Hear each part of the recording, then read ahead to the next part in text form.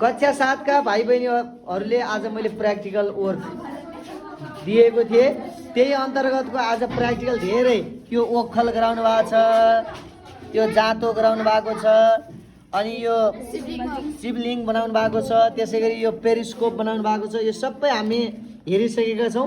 अब हेर्न बाँकी चाहिँ यो भोल्क्यानिक इरप्सन रहेको छ।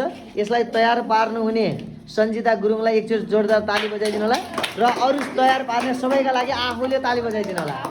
अब यो देखाउँदै हुनुहुन्छ ल, यो के हो तपाईँले? बेकिङ सोडा हाल्नु भएको छ उहाँले। यो भित्र प्लास्टिकको बोतल रहेको छ, बेकिङ सोडा। हामी भोल्क्यानिक इरप्सन हेर्दैछौँ। अनि त्यसमा अर्को के हो? त्यो पनि बेकिङ सोडा। बेकिङ सोडा हाल्दैछौँ। त्यो के हो अर्को? रङ। विद्यार्थीका अनेक प्रतिभाहरू हुन्छन्, ती प्रतिभामध्ये भोल्क्यानिक इरप्सन हेर्दैछौँ। यो केमिकल रियाक्सन अन्तर्गत पर्छ। यो भिनेगर,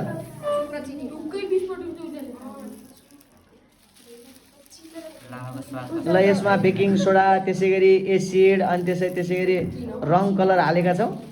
यसलाई हामी अब रियाक्सनमा भाग लिइसकेपछि हामी वाटरसँग रियाक्सन गराउन गइरहेका छौँ। वाटरले रियाक्सन गर्नेछ अनि त्यसै भोल्क्यानिक इरप्सन देखिन्छ भनेर आफ्नो ल हेर्नुहोस् भोल्क्यानिक इरप्सन भएको छ। ल ताली, जोरदार ताली सन्जिताको लागि।